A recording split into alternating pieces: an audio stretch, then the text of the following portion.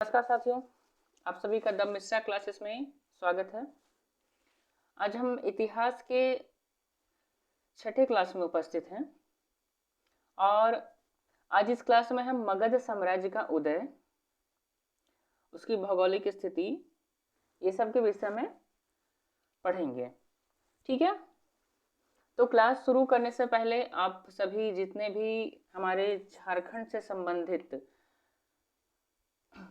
परीक्षाओं की तैयारी कर रहे हैं, चाहे वो जेपीएससी हो, चाहे जेएसएससी हो, या फिर यूपीएससी का भी विद्यार्थी हैं। यूपीएससी का समझ लीजिए तो ये एक बेसिक्स कोर्स चल रहा है एक हिसाब से, है ना। और जेपीएससी के लिए ये कोर्स काफ़ी है, इससे बाहर कहीं क्वेश्चंस नहीं जाएंगे।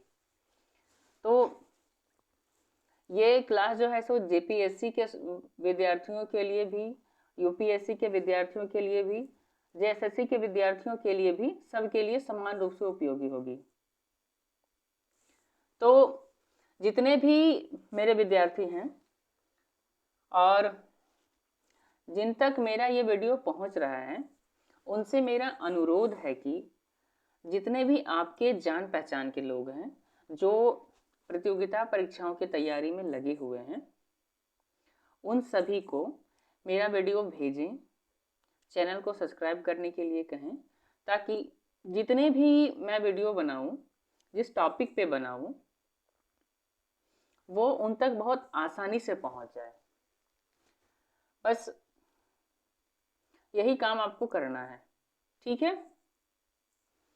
तो चलिए शुरू करते हैं। आज का जो हमारा टॉपिक है, इतिहास के छठे कक्षा में हम पढ़ेंगे मगध साम्राज्य का उदय और उसके विषय में जानकारियां, ठीक है। तो मगध साम्राज्य जो था वो 6ठी शताब्दी ईसा पूर्व से ही मगध राज्य का विस्तार हो गया था। इसमें नंद और मौर्य वंश का जब आया, इसमें मगध साम्राज्य जब नंद और मौर्य वंश के अधीन आया, तब इसका विस्तार बहुत तेजी से हुआ, ठीक है। साथ ही साथ बहुत सारे ऐसे स्थान हैं जहां पे अशोक के शिलालेख मिलते हैं। अशोक के शिलालेख में ये संकेत मिलता है कि सुदूर पूर्व और दक्षिण के क्षेत्र को छोड़ करके भारतीय उपमहाद्वीप के अधिकांश भाग में मगध साम्राज्य का प्रभुत्व था, ठीक है। मगध के अधीन जितने भी लोग थे या फिर जितना भी क्षेत्र था भारत का, उसमें केवल सुदूर पूर्व के इलाके और दक्षिण के इलाकों को छोड़ करके लगभग पूरे भारत में मगध साम्राज्य का विस्तार हो गया था, ठीक है, कोई दिक्कत नहीं है। और साथ ही साथ इसका फैलाव इतना ज़्यादा अधिक हो गया था, जिसके कारण इसमें नियंत्रण रखने के लिए बहुत सारी कठिनाई का सामना करना पड़ता था। उसके विषय में आगे हम पढ़ेंगे, ठीक है। तो सबसे पहले हम देखते हैं कि मगध की भौगोलिक स्थिति, ठीक है। मगध की भौगोलिक स्थिति,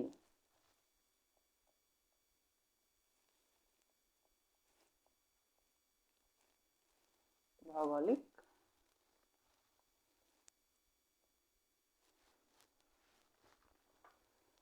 स्थिति, इसके विषय में हम चर्चा कर लेते हैं, ठीक है। तो ये महाजनपद गंगा घाटी के बड़े भूभाग में फैले हुए थे। कुछ इलाके उत्तर पश्चिम और दक्षिण पश्चिम में भी स्थित थे। हालांकि 4 में से 3 महत्वपूर्ण राज्य, जो कि कौशल, वज्जी गणराज्य और मगध, ये जो मध्य गंगा घाटी में स्थित थे, ये 3 राज्य जो थे वो मध्य गंगा घाटी में स्थित थे। चौथा शक्तिशाली राज्य जो अवंती था वो पश्चिम मालवा में था। मगध में मगध के पूरब में अंग, उत्तर में वज्जीगण राज्य, पश्चिम में काशी और सुदूर पश्चिम में कौशल राज्य था। ठीक है। वर्तमान मगध जो है, अभी वर्तमान में जो मगध है जिसको बिहार के नाम से जानते हैं, है ना, वर्तमान बिहार के पटना, गया, नालंदा, शाहबाद के कुछ हिस्सों में फैला हुआ था वो मगध। भौगोलिक दृष्टि से मगध जहां स्थित था वहां की जो मिट्टी थी वह जलोढ़ और उपजाऊ थी। मगध की आरंभिक राजधानी जो थी वो राजगृह थी। ठीक है। मगध की आरंभिक राजधानी कौन सा थी? राजगृह, जिसको भी राजगीर के नाम से भी हम लोग जानते हैं। ठीक है। यहां तक कोई परेशानी नहीं है। इसका कारण संभवतः इसकी सामरिक भौगोलिक स्थिति हो सकती है। इस इलाके में लौह खनिज जो होते थे वो पर्याप्त मात्रा में उपलब्ध थे। इसके अतिरिक्त यहाँ तांबा भी बहुत ज्यादा सुलभ था। गंगा, गंडक, सोन और पुनपुन जैसी नदी के मुहाने पर बसा ये हमारा जो मगध साम्राज्य था वो गंगा, गंडक, सोन और पुनपुन नदी के मुहाने पर बसा हुआ था। कौन कौन से नदियां थी एक बार हम लोग देख लेते हैं। गंगा, उसके बाद आता है गंडक,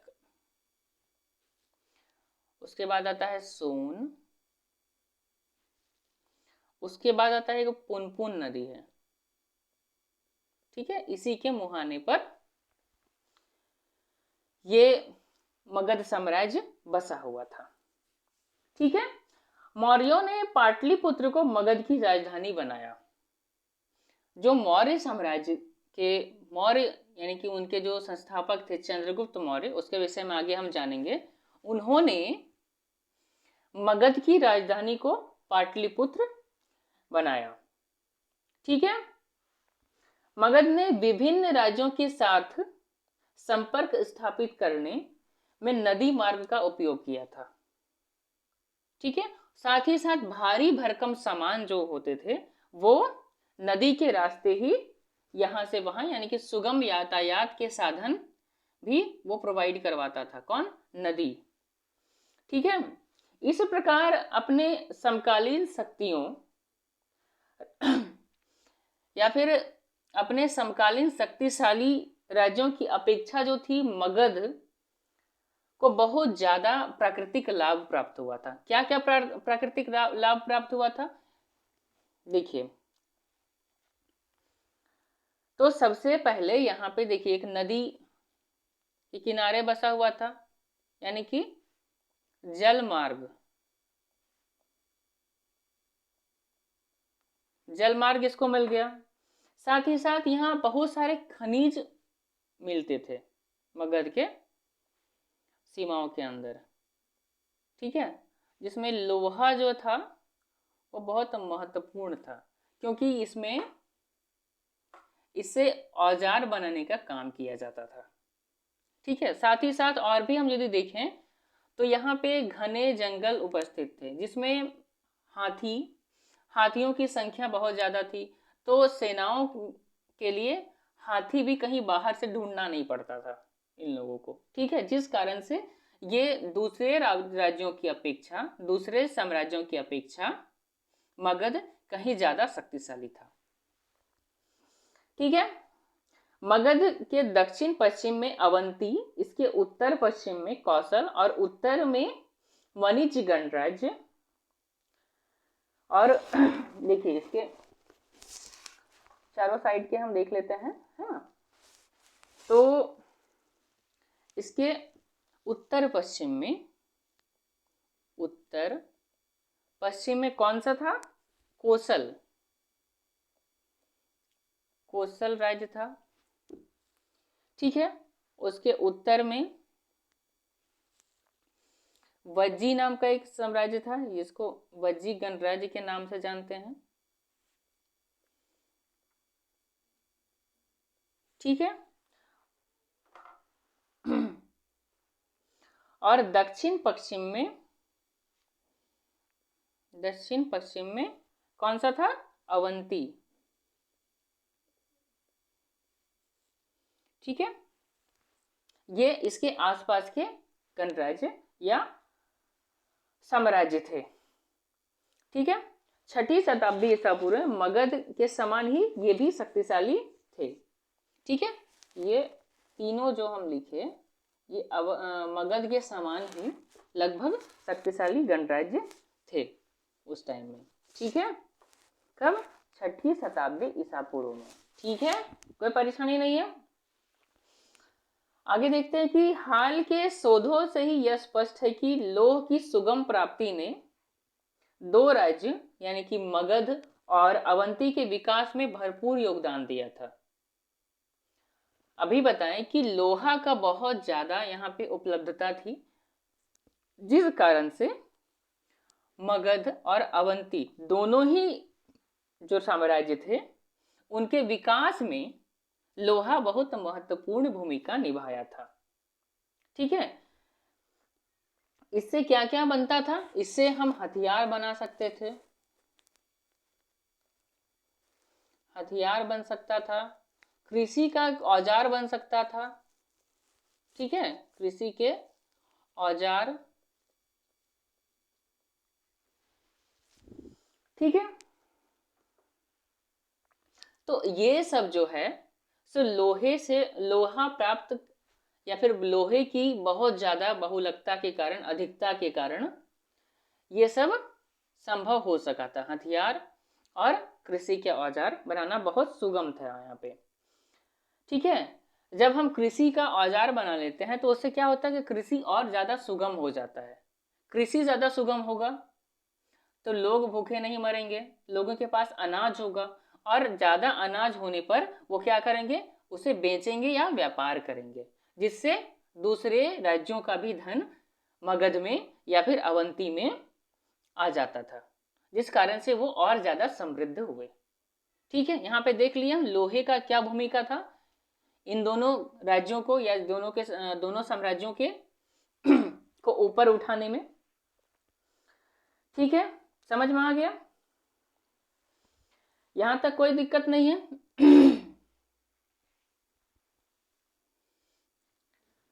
उसके बाद क्या होता है कि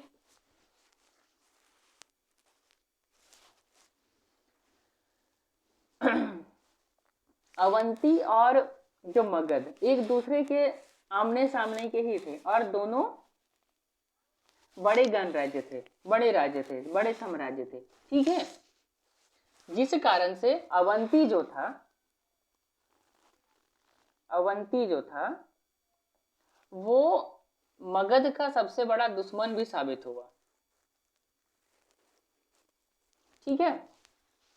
क्योंकि उसके पास भी सेम चीज है, जैसे कि उसके पास भी लोहा है, जंगल है, हाथी है ना, ये सब उसके पास भी था।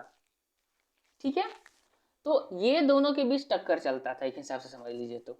ठीक है, कोई परेशानी नहीं है यहाँ तक। आगे देखते हैं कि इसके जो स्रोत हैं, स्रोतों पर एक नजर देख लेते हैं हम। क्या क्या स्रोत है देखते हैं। आरंभिक जो बुद्ध और जैन साहित्य थे, ठीक है, उसमें मध्य गंगा के मैदान जहां मगध स्थित था उसके घटनाओं का काफी उल्लेख मिलता है। किसमें? बौद्ध और जैन साहित्य में। बौद्ध परंपरा की कुछ साहित्य त्रिपिटकों और जातकों में संग्रहित है। बौद्ध धर्म का कुछ जो साहित्य है उसको त्रिपिटक, ठीक है, या फिर जातक, ये सब बौद्ध साहित्य का नाम है। ठीक है। तो इसमें संग्रहित किया गया है। हालांकि ये सभी ग्रंथ 6ठी शताब्दी ईसा पूर्व के विभिन्न चरणों में लिखे गए थे। ठीक है, और संग्रहित हुए ब्राह्मण ग्रंथ जैसे पुराण में अधिक प्रामाणिक रूप से और सीधे तौर पर प्रस्तुत किए गए हैं। किसके विषय में? मगध साम्राज्य के विषय में। ठीक है, कोई परेशानी नहीं है। पुराणों में गुप्त काल तक के शाही राजवंशों का इतिहास प्रस्तुत करने की कोशिश की गई है।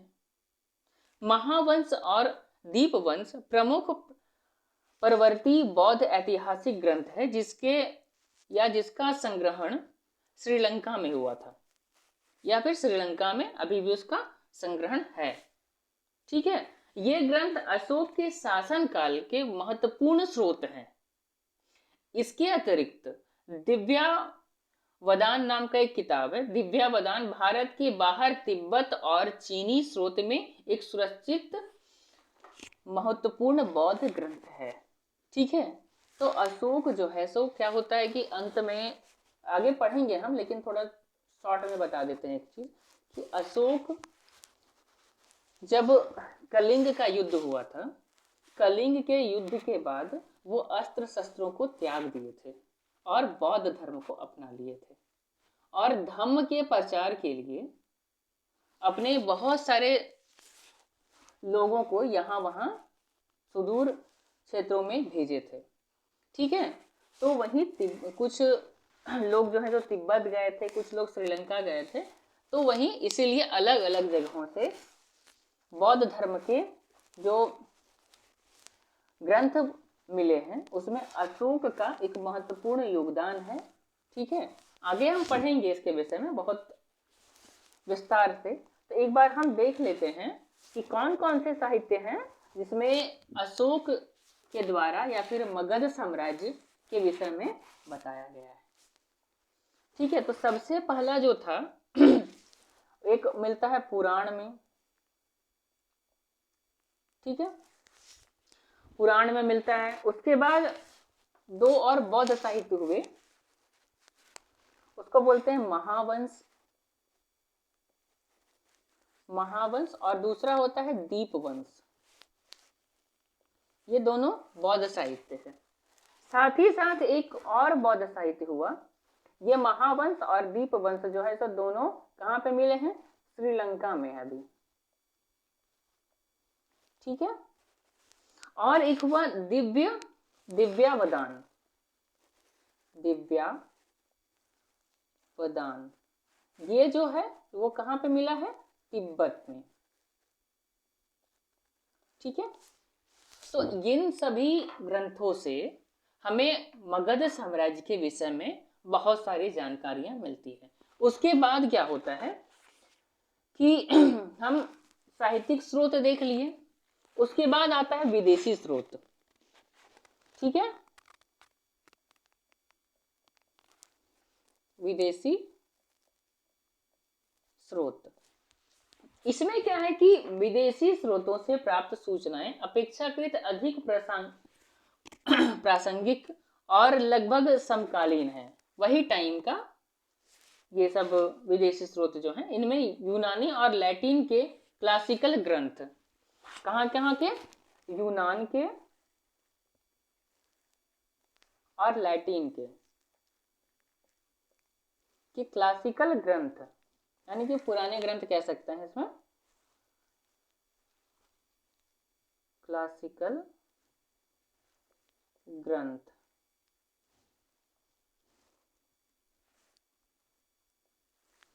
ठीक है,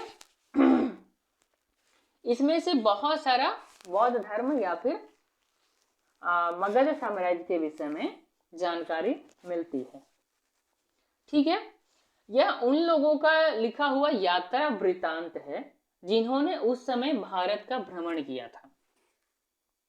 इसमें मेगस्थनीज, ठीक है, मेगस्थनीज नाम का एक व्यक्ति हुआ जो काफी चर्चित और जाना पहचाना नाम है। इसके विषय में हम आगे बताएंगे, ये कौन था, कहां से आया था, इसके विषय में बहुत अच्छा से बताएंगे।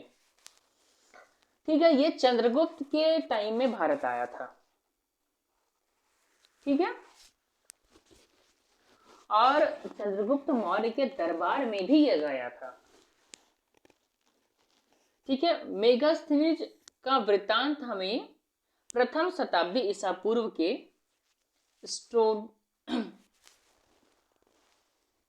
प्रथम शताब्दी ईसा पूर्व के स्ट्रोबो और हेरोडोटस, ये दो और व्यक्ति हुए, स्ट्रोबो तथा हेरोडोटस,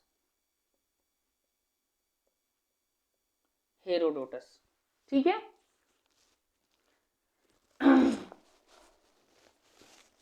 ये द्वितीय शताब्दी ईसा पूर्व में एरियन के यूनान ग्रंथ के द्वारा मिलता है। ठीक है, ये जो है सो एरियन के यूनान ग्रंथ से ये पता चलता है ये दोनों भी इस समय के समकालीन लोग थे। ठीक है, छठी शताब्दी ईसा पूर्व से चौथी शताब्दी ईसा पूर्व तक उत्तरी भारत विदेशी शासकों के अधीन था। अतः ये कहा जाता है कि अखमनी यानी कि ईरानी जो थे वो शासन के बाद सिकंदर के आक्रमण के विषय में जानकारी हमें पारसी अभिलेखों या डायोडोरस की रचना जैसे यूनानी स्रोत से मिलती है। हमको सिकंदर का जो आक्रमण है ये सब आगे पढ़ेंगे, बहुत अच्छा से पढ़ेंगे। ठीक है, सिकंदर का जो आक्रमण हुआ था उसके विषय में हम पारसी और डायोडोरस हम लिख देते हैं यहाँ पे, पारसी और डायोडोरस। ठीक है, ये डायोडोरस की जो रचना है ये यूनान का एक प्राचीन किताब है, कह सकते हैं इसको, है ना, वहां से हमको मिलता है। वो प्राचीन स्रोत है यूनान का। कहाँ का? यूनान का। ठीक है, यहां से मिलता है। और साथ ही साथ और कहां से मिलता है ये भी देखते हैं कि कौटिल्य के अर्थशास्त्र। कौटिल्य कौन? चंद्रगुप्त के मंत्री, जिसे हम चाणक्य के नाम से भी जानते हैं। ठीक है, उनके द्वारा एक किताब लिखा गया था जिनका नाम था अर्थशास्त्र।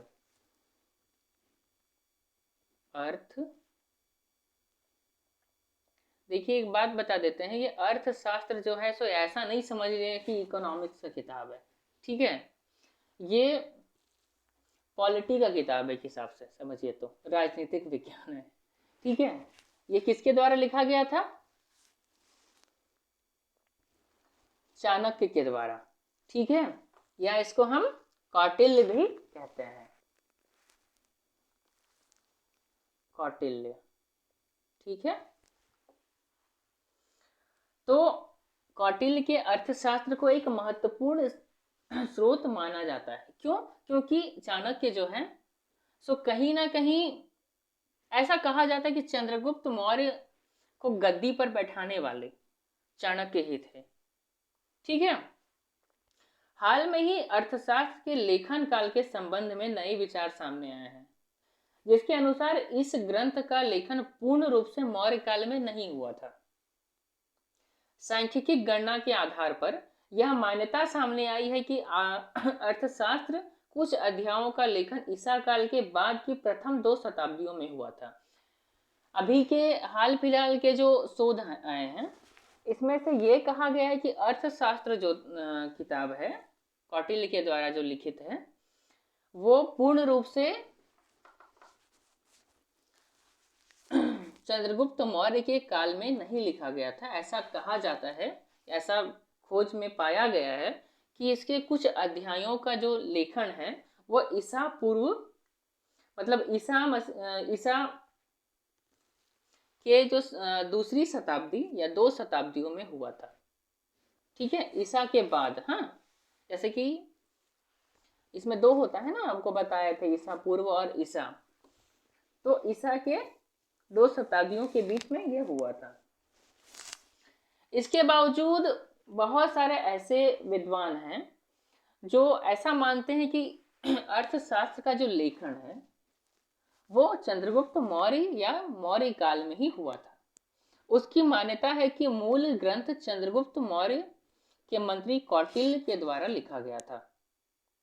ठीक है। बाद के वर्षों में अन्य विद्वानों ने इसकी टिप्पणी लिखी और संपादन किया। ठीक है। अभिलेख और सिक्के मौर्य काल की जानकारी के अन्य महत्वपूर्ण स्रोत है। अभिलेख और सिक्का जो था वो मौर्य काल के जानकारी का और भी दूसरा महत्वपूर्ण स्रोत था, जो प्राचीन भारत के मौर्य काल की महत्ता पर प्रकाश डालते हैं।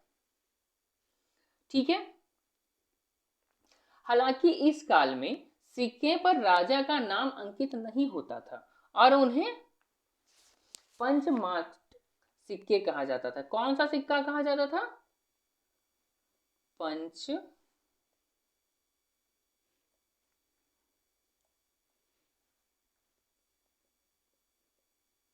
ठीक है, पंचमार्क सिक्का उस समय इसको कहा जाता था, क्योंकि उन पर कई प्रकार के चिन्ह अंकित होते थे। क्यों कहा जाता था ऐसा उनको?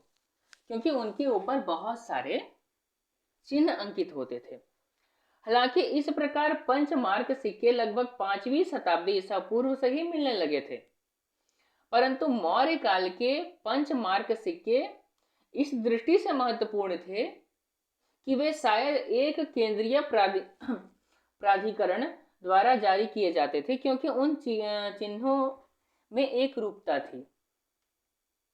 ठीक है। जो पंचमार्क सिक्का हुआ करता था वो 5वीं शताब्दी ईसा पूर्व से ही मिलने लगता था, लेकिन मौर्य काल का जो सिक्का होता था वो अपनी जगह में एक अलग महत्वपूर्ण स्थान रखता था। उसका कारण क्या था कि जितने भी सिक्के मिले थे उन पे जो चिन्ह अंकित थे वो सब एक जैसा था। ठीक है। सिक्कों के अलावे अन्य अभिलेख सामग्री खासकर अशोक के शासन के संदर्भ में महत्वपूर्ण सूचनाएं देते हैं और यह अपने आप में एक विशेष बात है। ठीक है। बहुत सारे अभिलेख अशोक के समकालीन के अभिलेख बहुत सारे मिले हैं। ठीक है। जो अशोक के बारे में जानकारी देते हैं। अशोक के 14 बृहद शिलालेख मिले हैं और 7 जो हैं सो लघु शिलालेख मिले हैं और 7 स्तंभ लेख और अन्य अभिलेख भारतीय उपमहाद्वीप के महत्वपूर्ण नगरों और व्यापार मार्गों में पाए जाते हैं। तो अशोक का 14 ठो बृहद शिलालेख यानी कि बड़ा शिलालेख, 7 लघु शिलालेख यानी कि छोटा शिलालेख और 7 स्तंभ लेख और अन्य बहुत सारे लेख जो भारतीय उपमहाद्वीप के अलग अलग नगरों और व्यापार मार्गों में पाए जाते हैं। ये अभिलेख अशोक के शासन के अंतिम चरण में मौर्य साम्राज्य के विस्तार के साक्षात प्रमाण है। ठीक है। कोई दिक्कत नहीं है। हाल के वर्षों में पुरातात्विक जानकारी की एक महत्वपूर्ण स्रोत के रूप में सामने आई है और इसे गंगा घाटी की भौतिकी संस्कृत के महत्वपूर्ण तथ्य सामने आए हैं इसमें। ठीक है। पुरातात्विक उपलब्धियों और सामग्रियों पर महत्वपूर्ण प्रकाश डाला जा चुका है। हम जानते हैं कि उत्तरी काली पॉलिश किए गए बर्तनों के काल के पुरातात्विक साक्ष्य उस समय से संबंध हैं जब शहरों और नगरों का उदय हुआ था। ठीक है। उत्तर में काली का मतलब काली पॉलिश किया हुआ बहुत सारा बर्तन मिला है। ठीक है। ये उस समय से संबंधित है जब नगरों का उदय हुआ था।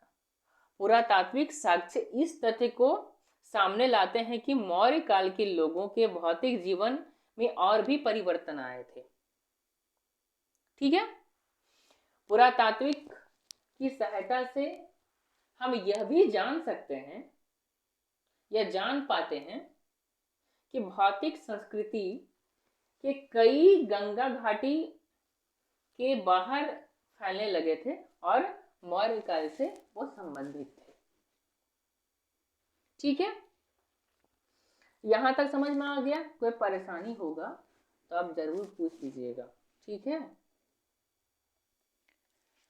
तो मगध साम्राज्य के हम स्रोतों के विषय में बात कर लिए। ठीक है, अब आगे हम देखते हैं कि मौर्य से पहले मगध की राजनीतिक इतिहास कैसी थी। ठीक है, इसके विषय में थोड़ा जानकारी देते हैं। तो मौर्य से पहले या मौर्यों से पहले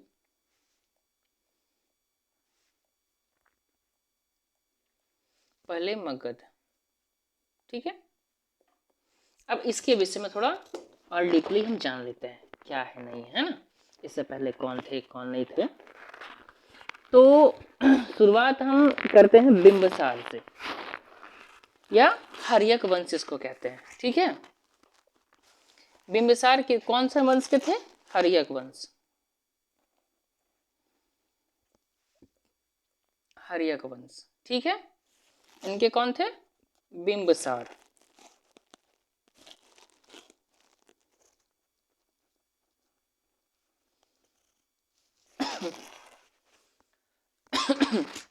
तो इनका कार्य काल कब से कब का था ये भी देखते हैं।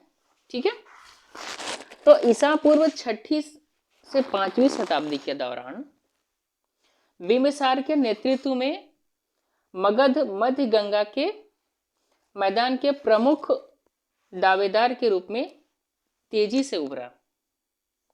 ठीक है, 6ठी से 5वीं शताब्दी के दौरान बिंबिसार के नेतृत्व में मगध जो था वो मध्य गंगा के मैदान के प्रमुख दावेदार के रूप में सामने आया। ठीक है, बिंबिसार बुद्ध का समकालीन था। किसका समकालीन था? बुद्ध का। ठीक है, बिंबिसार मगध का प्रथम महत्वपूर्ण शासक माना जाता है। ऐसा राजनीतिक दूरदर्शिता का परिचय देते हुए उसने कौशल के घराने के साथ वैवाहिक संबंध स्थापित किया। किसके साथ? कौशल के साथ। कौन? बिंबिसार। बिंबिसार कौशल के राजघराने के साथ वैवाहिक संबंध, ठीक है, स्थापित किया वो। ठीक है, इस शादी से उसे काशी जिला दहेज के रूप में दिया गया था। उस टाइम जो था ना, बिंबिसार को शादी के टाइम में काशी जो एक जिला है वो दहेज के रूप में मिला था। किसको? बिंबिसार को। ठीक है, गांधार के राज्य के साथ उसका संबंध सौहार्दपूर्ण था। इन कूटनीति संबंध को मगध की शक्ति का प्रतीक माना जा सकता है। मगध के उत्तर में अंगराज्य था जिसकी राजधानी कहाँ थी? चंपा। ठीक है, वह एक महत्वपूर्ण व्यापारिक केंद्र था। चंपा एक महत्वपूर्ण नदी बंदरगाह था। ठीक है, कहा जाता है कि बिंबिसार के आधिपत्य में लगभग 80,000 गांव थे। बिंबिसार के आधिपत्य में कितना गांव था? लगभग 80,000। ठीक है, गांव। परंपरागत सूत्रों से पता चलता है कि अजात शत्रु ने अपने पिता बिंबिसार को बंदी बना लिया था और वह बिंबिसार जो था वो भूख से तड़प तड़प कर मर गया। ऐसा माना जाता है कि यह घटना लगभग 492 ईसा पूर्व की थी। ठीक है, ऐसा माना जाता है। ठीक है, तो बिंबिसार के विषय में हम क्या क्या जान लिए, एक बार रिमाइंडर करते हैं कि वह बुद्ध का समकालीन था। ठीक है, वो कौशल के राजकुमारी के साथ विवाह किया था। तीसरा, उसके अंतर्गत लगभग 80,000 गांव आते थे। और उसकी मृत्यु कैसे हुई? बिंबिसार के पुत्र जो थे उसका नाम था अजात शत्रु। वो उनको बंदी बना लिया और खुद गद्दी पर बैठ गया। और बिंबिसार का मृत्यु भूख से तड़प तड़प कर हो जाता है। और ये घटना कब का था? लगभग 492 ईसा पूर्व के समय का। ठीक है, इसके बाद हम देखते हैं अजात शत्रु। ठीक है, अजात शत्रु। ठीक है, इनके विषय में देखते हैं। अजात शत्रु के गद्दी पर बैठने के से मगध के नेतृत्व में कोई परिवर्तन नहीं हुआ। नए मगध के राजा ने आक्रामक नीति अपनाई और अपने राज्य क्षेत्र का विस्तार किया। कौन? अजात शत्रु। उसने काशी पर अधिकार कर लिया और अपने मामा कौशल के नरेश को सौहार्द संबंध का जो संबंध था, कौशल नरेश यानी कि उनकी पुत्री से बिंबिसार का विवाह हुआ था। तो कौशल नरेश कौन हुए? उनके मामा। उनके साथ जो सौहार्दपूर्ण यानी कि प्रेम संबंध था, या फिर ऐसा कह सकते हैं कि बहुत अच्छा संबंध था, मधुर संबंध था, उसको समाप्त कर उसके ऊपर आक्रमण कर दिया। गंगा के दक्षिण तक फैला हुआ वज्जी गणराज्य अजात शत्रु के जो आक्रमण थे उनका अगला निशाना भी बना हुआ। कौन? वज्जी गणराज्य। ठीक है, वज्जी संघ के साथ युद्ध में सिलसिला लगभग मतलब उसका जो वज्जी संघ के साथ का जो युद्ध का सिलसिला था वो लगभग 16 वर्ष तक चलता रहा। अंत में अजात शत्रु वहां आंतरिक कलह या फिर धोखा ये सब पैदा करके, है ना, जैसे गृह युद्ध पैदा हो जाता है उस टाइप से पैदा करके वहां का माहौल बिगाड़ के उसको पराजित करने में वो सफल हो गया। अपने शक्तिशाली शत्रु अवंती पर आक्रमण की पूरी तैयारी अजात शत्रु ने कर ली थी। अवंती आपको बताया कुछ देर पहले ही कि मगध का सबसे बड़का दुश्मन था वो। ठीक है, लेकिन कोई कारण से वो आक्रमण नहीं कर पाया। ठीक है, फिर भी उसके शासनकाल में काशी और वैशाली, वज्जी महाजनपद की राजधानी जो थी वैशाली, वहां मगध के अधीन वह आ चुका था। इस प्रकार मगध गांगेय प्रदेश की सबसे शक्तिशाली राज्य माना जाने लगा। ठीक है, तो अजात शत्रु जो है उसके गद्दी पर बैठने के बाद वो क्या क्या किया? सबसे पहले वो काशी पर आक्रमण किया। ठीक है, काशी नरेश जो उसके मामा थे उसके साथ जो मधुर संबंध थे उसको खत्म कर दिया। उसके बाद काशी पर आक्रमण किया और अपना अधिकार में ले लिया। उसके बाद वज्जी गणराज्य के ऊपर आक्रमण किया। वो युद्ध लगभग 16 साल तक चला। अंत में क्या किया वो कि वज्जी गणराज्य में एक गृह युद्ध जैसा माहौल बना दिया। ठीक है, आंतरिक कलह पैदा कर दिया, धोखा पैदा कर दिया वहां के आज वहां के जितने भी नागरिक थे उन लोगों के बीच, और अंत में उसको भी पराजित कर दिया। ठीक है, समझ में आ गया। और वो अगला जो उसका निशाना था वो अवंती था, लेकिन अवंती में वो आक्रमण नहीं कर पाया कोई कारण से, और बस यहीं तक उसका हिसाब किताब मतलब कि जीवन लीला समाप्त हो जाता है। उसके बाद उसका जो उत्तराधिकारी आता है उसका नाम है उदायीन। उदायीन। ठीक है, अब इसके बारे में जानते हैं ये कौन था नहीं था। ठीक है, तो ऐसा माना जाता है कि अजात शत्रु ने लगभग 492 से 460 ईसा पूर्व तक राज्य किया वो। ठीक है, उसके बाद उसका जो उत्तराधिकारी हुआ उदायीन, वो लगभग 460 से 444 ईसा पूर्व तक वो मगध के राजगद्दी पर बैठा रहा। अब वो अपने कार्यकाल के दौरान क्या क्या करते हैं इसके विषय में जरा देखते हैं। ठीक है, उदयन के राज्यकाल में मगध का क्षेत्र हिमालय से लेकर के छोटा नागपुर की पहाड़ियों के दक्षिण तक फैला हुआ था, आज के झारखंड तक लगभग, है ना। यह कहा जाता है कि उसने गंगा और सोन के मुहाने पर एक किला बनवाया था। उदयन के शासन काल में राज्य काफी विस्तृत हो गया था, लेकिन वह इस पर कुशल शासन करने में असक्षम था। कौन? उदयन।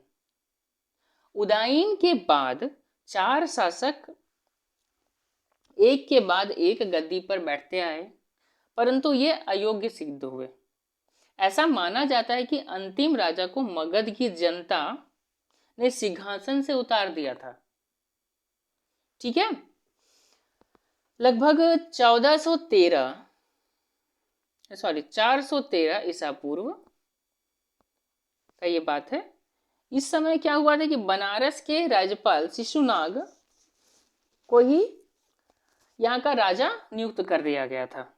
शिशुनाग वंश ने थोड़े समय तक राज्य किया और महाजन या महापद्म नंद, ठीक है, महापद्म नंद ने राज्य पर अधिकार कर नंद वंश की शुरुआत की। नंद वंश का शुरुआत कहाँ से हुआ? तो उदयन जो था वो अयोग्य शासक घोषित हो गया, वो शासन करने में असक्षम था। ठीक है, तो उस उदयन के समय लगभग इसका क्षेत्र हिमालय से लेकर के छोटा नागपुर तक आ गया था। ठीक है, और उदयन जो था वो कोई बहुत अच्छा शासक नहीं था, वो अयोग्य शासक था। उसके बाद 4 और भी अन्य शासक आए। ठीक है, लेकिन जो अंतिम शासक था उसको मगध की जनता ने ही गद्दी से हटा दिया।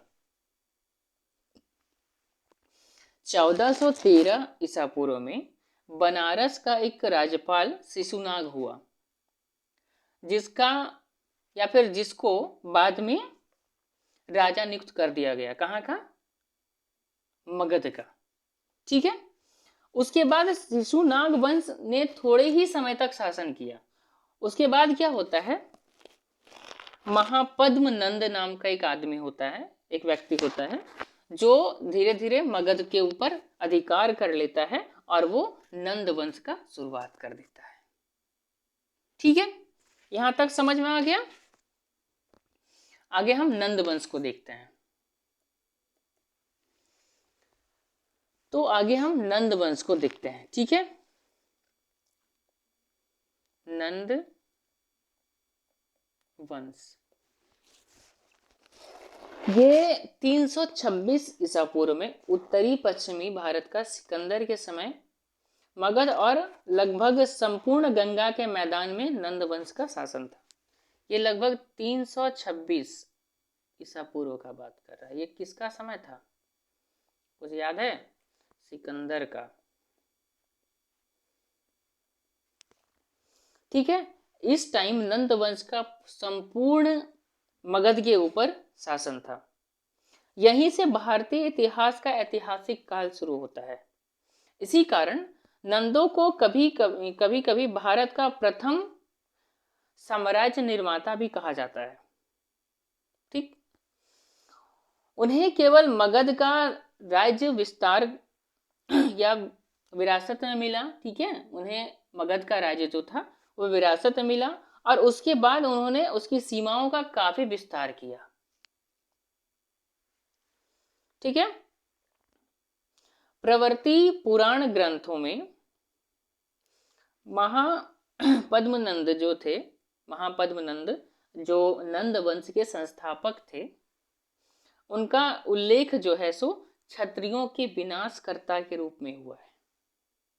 ऐसा भी कहा गया है कि उन्हें समकालीन सभी राजघरानों की शक्ति छीन ली थी। उस समय जितने भी राजघराना होते थे उनकी सबकी शक्तियां ये छीन ली थी। यूनानी ग्रंथ जो थे वो नंद साम्राज्य की शक्ति का उल्लेख करते हुए बताते हैं कि नंदों के पास विशाल सेना थी, जिनमें 20,000 घुड़सवार, ठीक है, 2 लाख पैदल सैनिक, 2,000 रथ और 3,000 हाथी थे। ठीक है,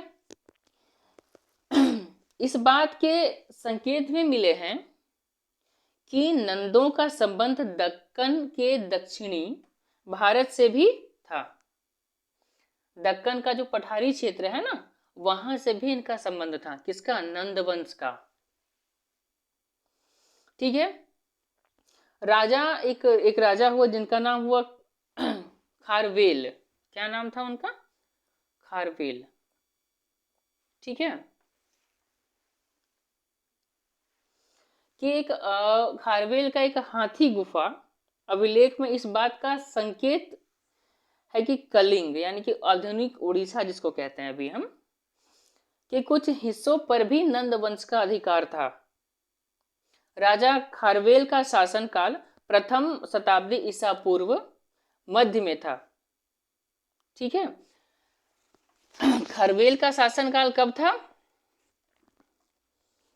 ये प्रथम शताब्दी ईसा पूर्व के मध्य में, कि प्रथम शताब्दी ईसा पूर्व के मध्य में। ठीक है, उस टाइम ये खारवेल राजा थे। ठीक है, आगे देखते हैं कि दक्षिण कर्नाटक प्रदेश के कुछ बाद के अभिलेखों से भी पता चलता है कि नंद वंश के नेतृत्व में दक्कन के कुछ हिस्से पर मगध का अधिकार था। अधिकांश इतिहासकार यह मानते हैं कि महापद्नंद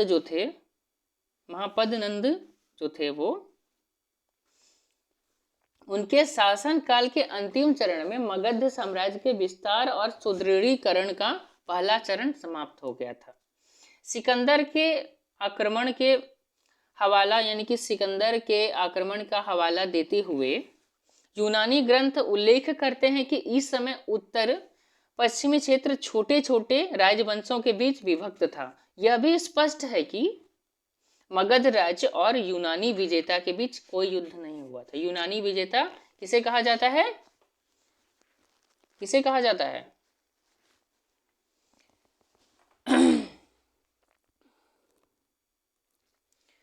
यूनानी विजेता हम सिकंदर को कहते हैं। सिकंदर, उसको कैसे बेवकूफ बनाए थे चाणक्य, उसके विषय में भी जानेंगे। बड़ी अच्छा कहानी है, इतना अच्छा कहानी मजा आ जाएगा, है ना। तो उसके बाद देखते हैं कि 321 ईसा पूर्व में नंद वंश का पतन हो गया। इस दौरान लगभग 9 नंद राजाओं ने शासन किया और कहा जाता है कि अपने शासन के अंतिम दिनों में ये जो राजा थे वो काफी अलोकप्रिय हो गए थे। चंद्रगुप्त मौर्य ने इसकी स्थिति का फायदा उठाया और मगध के सिंहासन पे अधिकार जमा लिया। इस सभी परिवर्तनों के बावजूद मगध गंगा घाटी का सर्वशक्तिमान राजा बना रहा। ठीक है, इतना सारा परिवर्तन होने के बाद भी मगध जो था वो गंगा घाटी का सर्वशक्तिमान राज्य था। मगध की भौगोलिक स्थिति उसकी सफलता के कारण में बहुत प्रमुख या फिर बहुत ज्यादा अपना भूमिका निभाता है। इसके अतिरिक्त लोहे जो उन्हें बहुत सुलभ और सहज तरीका से प्राप्त हो जाता था, है ना, साथ में ही साथ जल व्यापार के ऊपर भी उनका नियंत्रण था, जिस कारण से मगध इतना बड़ा साम्राज्य बना। ठीक है, चलिए आगे बढ़ते हैं। आगे हम मौर्य शासन का उद्भव देखते हैं। ठीक है, तो यहां तक समझ में आ गया, कोई परेशानी नहीं है। सबसे पहले कौन हुए? बिंबिसार, उसके बाद अजातशत्रु, उसके बाद उदयन, उसके बाद नंद वंश का शुरुआत होता है, उसके बाद आता है मौर्य वंश। ठीक है, तो मौर्य शासन का उद्भव हम देख लेते हैं। मौर्य शासन का उद्भव, ठीक है। तो एक विद्वान हुए जिनका नाम था डीडी कोसाम्बी, ठीक है, का नाम क्या था, डीडी कोसाम्बी, ठीक है। तो डीडी कौशाम्बी का यह मानना है कि सिकंदर के उत्तर पश्चिम पर आक्रमण का तत्कालिक और अप्रत्याशित परिणाम यह हुआ कि इसने संपूर्ण देश पर मौर्य की विजय का रास्ता सुदृढ़ या प्रशस्त कर दिया, ठीक है। उनका तर्क है कि इससे पंजाब और गणराज्य, ये पंजाब के जो गणराज्य थे वो कमजोर हो गए और चंद्रगुप्त के नेतृत्व में मगध की सेना को पूरे पंजाब पर विजय हासिल करने में किसी विशेष कठिनाई का सामना नहीं करना पड़ा। गंगा घाटी के अधिकांश भाग पर मगध का पहले से ही अधिकार था। भारतीय और अन्य क्लासिकल स्रोत इस बात का हवाला देते हैं कि सिकंदर के वापस जाने के एक रिक्तता का माहौल कायम हो गया और इसके बाद चंद्रगुप्त के लिए यूनानी दुर्गों पर आक्रमण या अधिकार जमाना अधिक कठिन कार्य नहीं रहा था। इसके बावजूद यह स्पष्ट नहीं है कि चंद्रगुप्त ने यह गद्दी प्राप्त करने के बाद किया या बाद में किया, ठीक है, या उससे पहले अधिकार जमा लिया था। कुछ विद्वान उसके राज्यारोहण का वर्ष जो है सो 324 ईसा पूर्व मानते हैं। कुछ विद्वान क्या कहते हैं कि चंद्रगुप्त 324 ईसा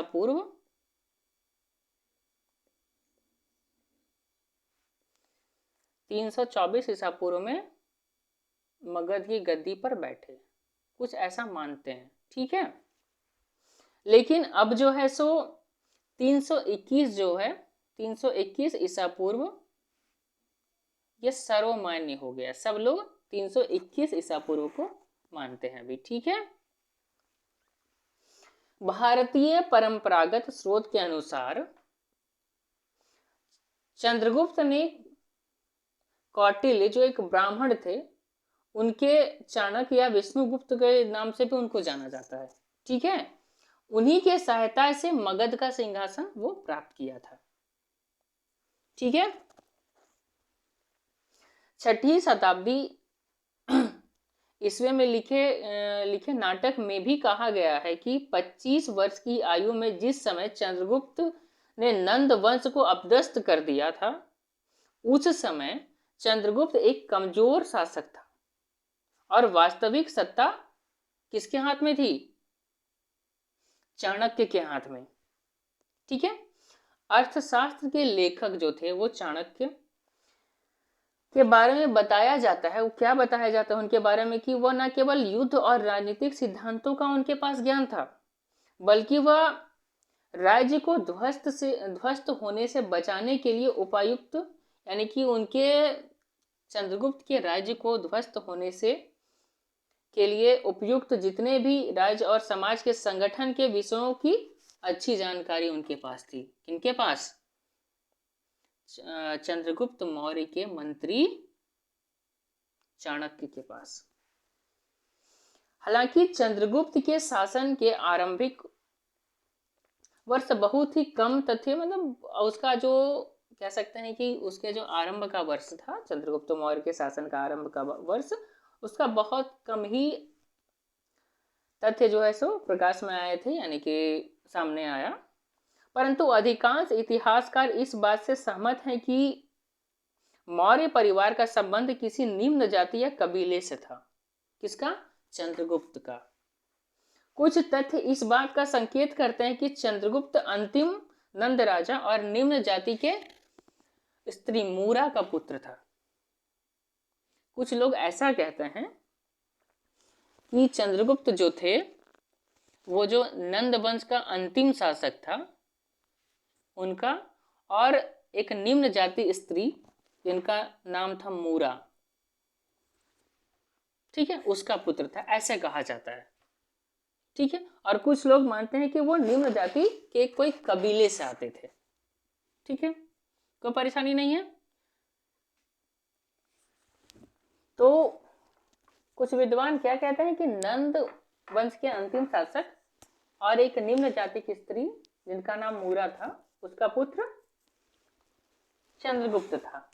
इसी कारण से उसका जो उसके परिवार का नाम मौर्य पड़ गया। किसके नाम से? उसके माँ के नाम से, मूरा। मूरा से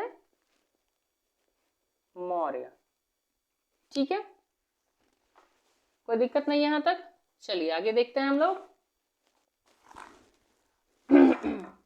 बौद्ध स्रोतों के अनुसार वह पिल्लिवन के मौर्य वंश के परिवार का सदस्य था। ऐसा बौद्ध साहित्य या बौद्ध स्रोत में क्या कहा जाता है कि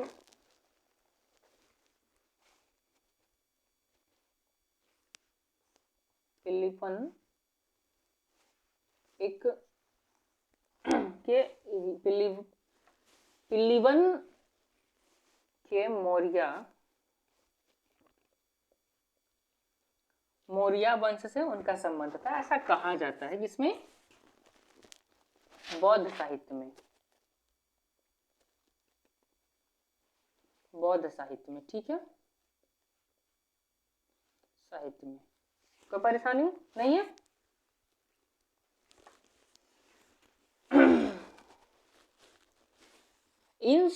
इसमें जो और भी स्रोत हैं, इन स्रोतों के अनुसार वह चंद्रगुप्त का संबंध उस शाक्य कबीले से था जिसमें बुद्ध का जन्म हुआ था। ऐसा बौद्ध साहित्य कहते हैं कि जिसमें बुद्ध का जन्म हुआ था, शाक्य कबीला जिसको कहते हैं।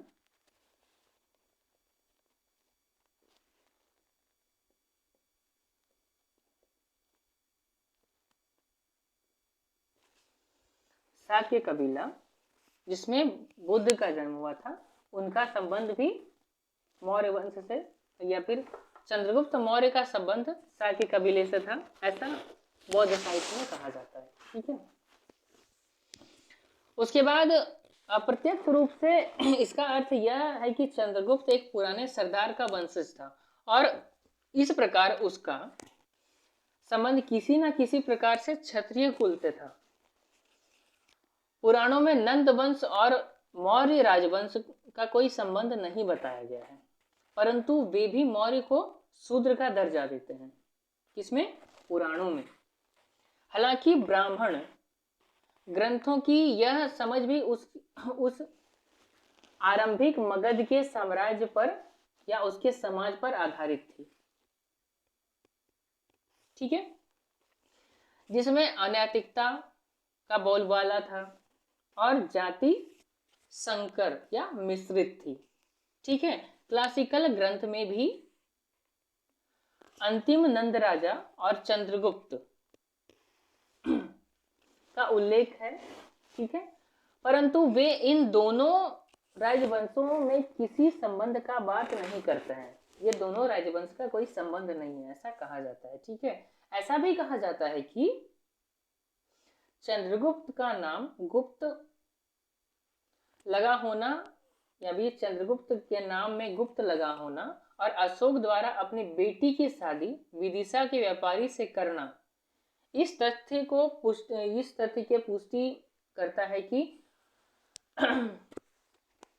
मौर्य का संबंध वैश्य जाति से था, यानी कि व्यापार करने वाले जाति से। ठीक है, ऐसा कहा जाता है। अब क्या है नहीं है कोई नहीं जानता, बस सब अपना अपना हिसाब से बोल रहा है।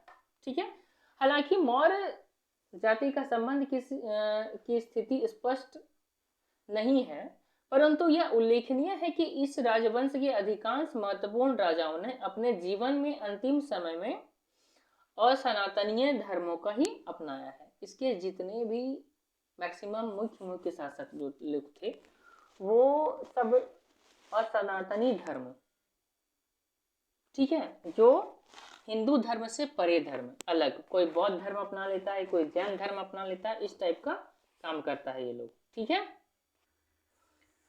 तो जितने भी मौर्यकालीन शासक हुए वो अंत में देखा जाए तो गैर सनातनी धर्म को अपना लेते हैं। ठीक है, दूसरी तरफ इस तथ्य को भी नज़रअंदाज नहीं किया जा सकता है कि चंद्रगुप्त को गद्दी में बैठाने वाला एक ब्राह्मण था जो किसके नाम से जाना जाता था? कौटिल्य के नाम से जाना जाता था। ठीक है। पुराणों में तो यहां तक कहा गया है कि चाणक्य ने चंद्रगुप्त को राजा नियुक्त किया था। ऐसा कहा जाता है कि मौर्यों ने उस समाज की सत्ता प्राप्त की जो कभी रूढ़िवादी नहीं था।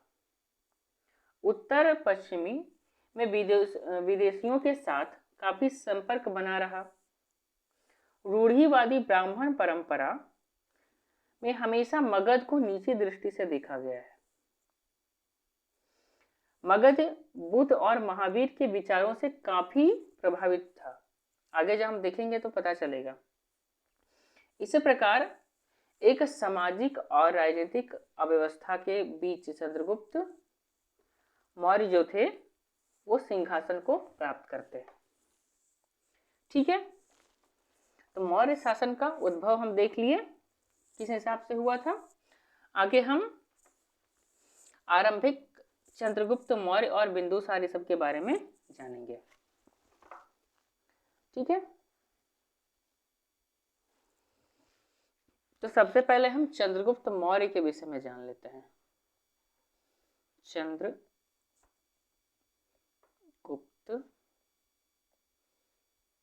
मौर्य। ठीक है। तो चंद्रगुप्त मौर्य ने नंद के अंतिम राजा को अपदस्थ करके यानी कि हरा करके राजधानी जो पाटलिपुत्र राजधानी था उस पर अधिकार जमाया और 321 ईसा पूर्व में मगध के राज सिंहासन पर बैठा। चंद्रगुप्त के राजनीतिक उत्थान का संबंध उत्तर पश्चिम के सिकंदर के आक्रमण से भी था। ठीक है। 325 ईस्वी से 323 ईसा पूर्व 325 ईसा पूर्व से 323 ईसा पूर्व का काल इस दृष्टि से निर्णायक था क्योंकि सिकंदर के आक्रमण के बाद उत्तर पश्चिम में नियुक्त उसके सारे सेनापति या तो उनके कत्ल हो गए थे या तो वापस लौट गए थे। किनके? सिकंदर के। ठीक है। चंद्रगुप्त ने इस स्थिति का फायदा उठाया और इन इलाकों पर अधिकार जमा लिया।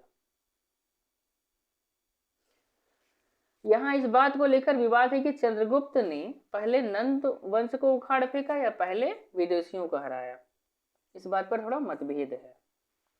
ठीक है। कुछ भी हो, यह कार्य लगभग 321 ईसा पूर्व तक संपन्न हो चुका था।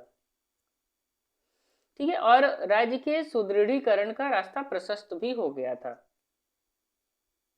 सैनिक विजय के दृष्टि से चंद्रगुप्त मौर्य की पहली उपलब्धि 305 ईसा पूर्व 305 ईसा पूर्व के आसपास सेल्यूकस निकेटर एक आदमी हुआ, उसके साथ युद्ध हुआ था। Seleucus Nicator. ठीक है। कौन था? Seleucus Nicator. ठीक है। ये कौन था इसके विषय में देखते हैं।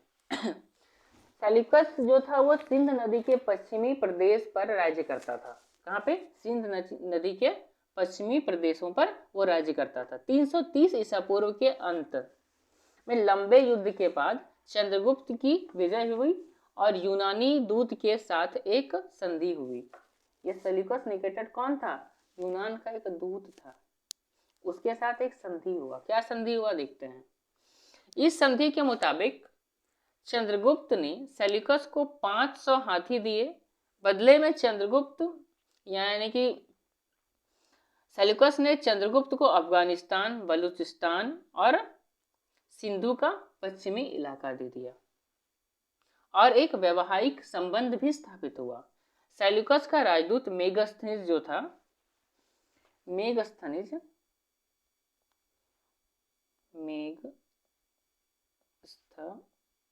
जो था नहीं, कई वर्षों तक वो जो मेगास्थनीज था वो चंद्रगुप्त के दरबार में बहुत सालों तक रहा। ठीक है, यह एक महत्वपूर्ण उपलब्धि थी क्योंकि इस प्रकार सिंधु एवं गंगा का मैदान चंद्रगुप्त के नियंत्रण में आ गया था और मौर्य साम्राज्य की सीमाएं निर्धारित हो गई। ठीक है, उसके बाद देखते हैं कि अधिकांश विद्वान का मानना यह है कि चंद्रगुप्त ने केवल उत्तरी पश्चिमी क्षेत्र और गंगा के मैदान पर ही अपना प्रभुत्व स्थापित नहीं किया था, बल्कि पश्चिमी भारत, दक्कन के क्षेत्र पर भी उसका नियंत्रण था। केवल आधुनिक केरल, तमिलनाडु और भारत के उत्तर पश्चिमी इलाके उसके राज्य के में शामिल, माने कि उसके राज्य क्षेत्र में उसका विस्तार मतलब यहाँ पे नहीं था। कहाँ कहाँ तक? आधुनिक केरल, तमिलनाडु और भारत के उत्तर पश्चिमी इलाके में। ठीक है, परंतु इन पर विजय अभियानों का विस्तृत ब्यौरा अभी तक प्राप्त नहीं हुआ है। ठीक है, यूनानी लेखक जो थे अपने ग्रंथों में केवल इस बात का संकेत दिया है कि चंद्रगुप्त मौर्य ने 6 लाख की अपने विशाल सेना की सहायता से पूरे भारत को रौंद डाला था। दूसरी शताब्दी ईसा के मध्य में रुद्र दामन के जूनागढ़ शिलालेख अभिलेख से पता चलता है कि चंद्रगुप्त ने सुदूर पश्चिम और सौराष्ट्र की काठियावाड़ पर विजय प्राप्त की थी और उसने अपने साम्राज्य में मिला लिया था। इसमें चंद्रगुप्त के राजदूत पुष्यगुप्त का उल्लेख है। चंद्रगुप्त का एक राजदूत हुआ करता था जिसका नाम क्या था? पुष्यगुप्त। इसका उल्लेख मिलता है किससे? रुद्रमण के जूनागढ़ के जो शिलालेख हैं उसमें। ठीक है, इसमें से जिसमें प्रसिद्ध सुदर्शन झील का निर्माण करवाया था। कौन?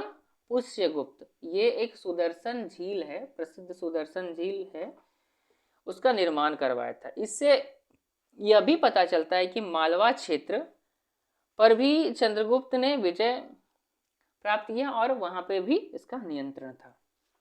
ठीक है,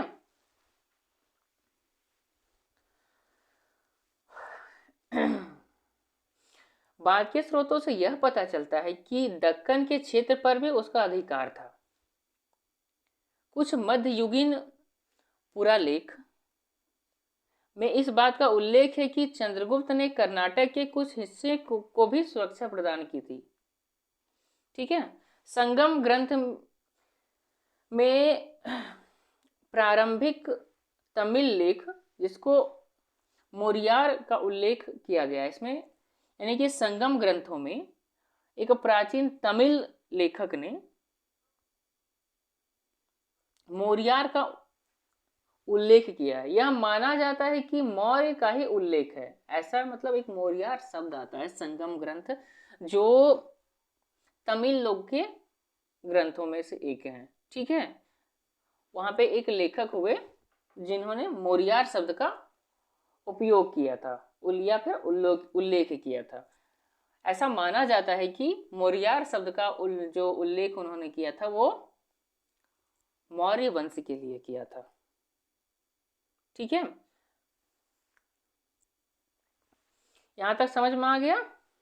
इससे क्या पता चलता है कि मौर्य वंश का संपर्क दक्षिण से भी हुआ था, परंतु संभवतः यह चंद्रगुप्त के उत्तराधिकारी के शासन का हवाला देता है। अतः जैन परंपरा में मिली सूचना मिलती है कि अपने अंतिम दिनों में चंद्रगुप्त ने जैन धर्म को अपना लिया था। उसने राज सिंहासन त्याग दिया और एक जैन साधु भद्रबाहु के साथ दक्षिण की ओर चला गया। ठीक है, किसके साथ? एक जैन साधु, उसका नाम क्या था? भद्रबाहु। उसके साथ दक्षिण की ओर वो चला गया था। ठीक है, यहां तक कोई परेशानी नहीं है? परेशानी होगी तो कमेंट कर लीजिएगा। ठीक है, दक्षिण कर्नाटक में स्थित जैन के तीर्थ स्थान वेलगोला नाम का एक जगह है, श्रवण वेलगोला। क्या नाम है उसका? श्रवण वेलगोला। ठीक है, वहां पे उसने अपने अंतिम दिन बिताए और एक कट्टर जैन की तरह भूखे रह करके धीरे धीरे अपनी प्राण को त्याग दिया। किसने? चंद्रगुप्त मौर्य ने। चलिए, मौर्य यानी कि चंद्रगुप्त मौर्य के विषय में हम जान लिए। ठीक है, उसके बाद हम जानेंगे बिंदुसार, अशोक के विषय में। उसके बाद अशोक की मृत्यु के समय मगध कैसा था, ये सब जानेंगे। चलिए आगे देखते हैं। आगे चंद्रगुप्त के बाद जो उनके उत्तराधिकारी थे, उनका पुत्र, उनका नाम क्या था? बिंदुसार। ठीक है, बिंदुसार।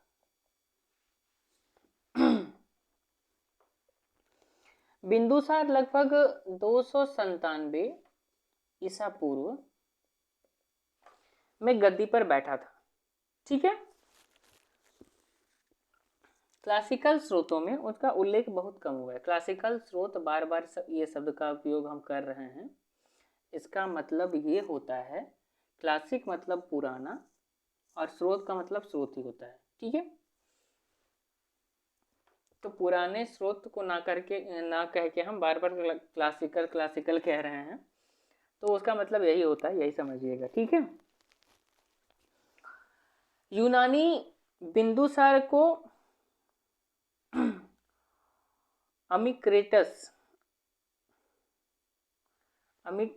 अमिट्रोक्रेटस के नाम से पुकारते थे। हम लिख देते हैं यहाँ पे अमिट्रोक्रेटस।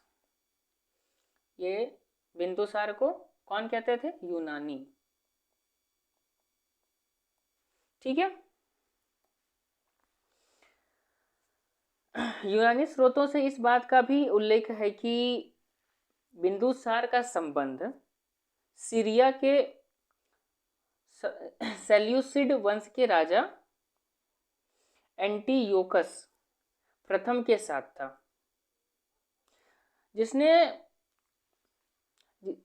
जिससे उन्हें मीठी मदिरा, सूखा अंजीर और एक तार्किक अथवा दार्शनिक भेजने का आग्रह किया था। क्या क्या मांगे थे उनसे? किससे?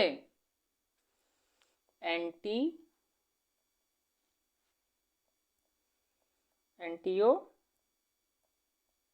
से बिंदुसार जो है सो मीठी मदिरा, सूखा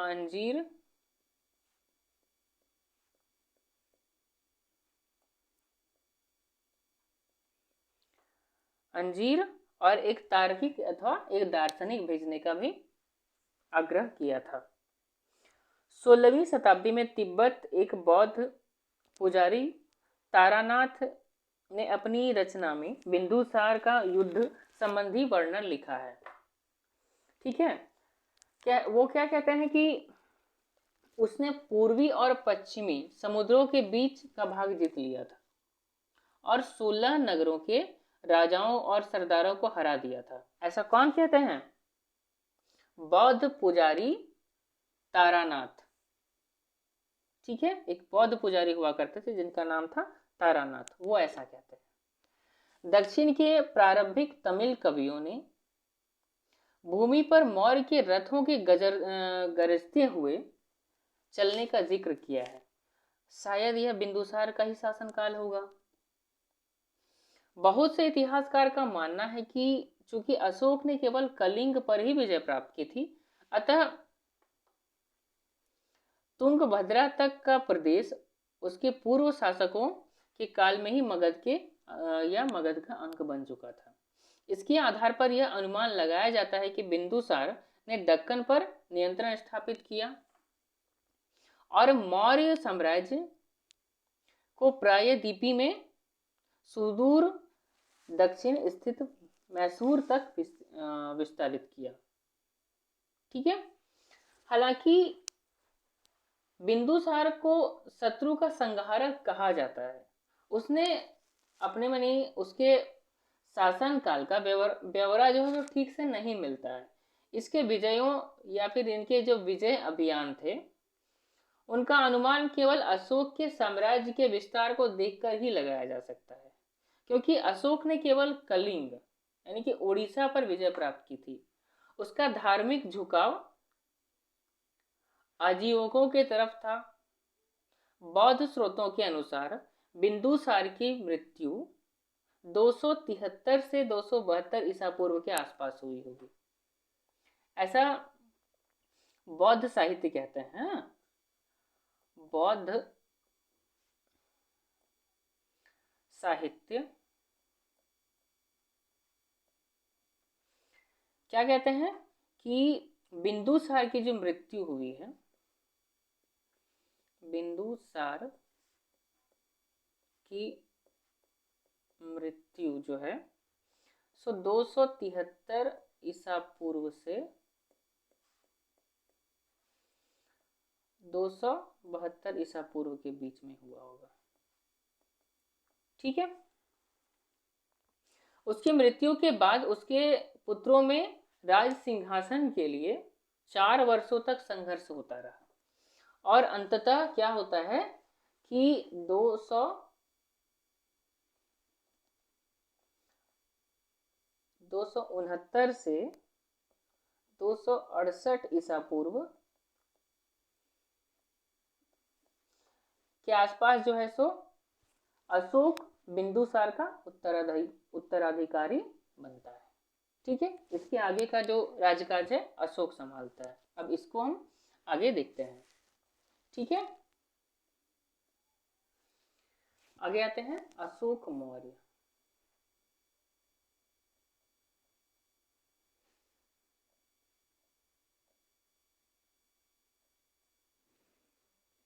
ठीक है। अब इनके विषय में जानते हैं। इनको हम लोग अशोक सम्राट के नाम से भी जानते हैं या सम्राट अशोक के नाम से भी जानते हैं। ठीक है। तो अशोक के द्वारा प्रवर्तित कुल 33 शिलालेख या अभिलेख प्राप्त हुए हैं, जिनमें ब्राह्मी लिपि में एक अभिलेख या शिलालेख मिला है, जिनमें से एक राजा का उल्लेख हुआ है। ठीक है। कौन सा नाम था? वो एक नाम था देवान प्रिय। ठीक है। या फिर प्रियदर्शी।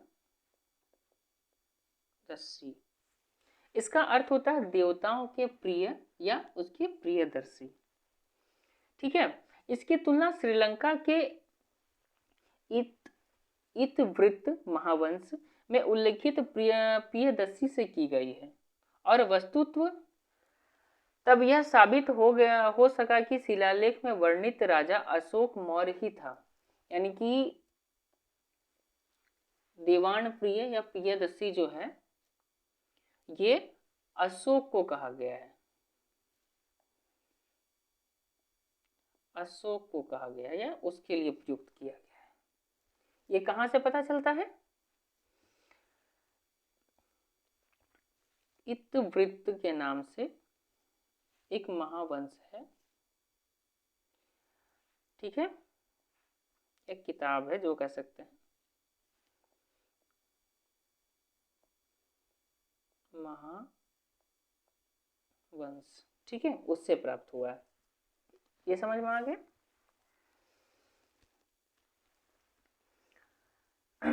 युद्ध से विमुक्ता और धम्म के सिद्धांतों के आधार पर शासन की स्थापना अशोक ने विशेष प्रसिद्धि प्राप्त की।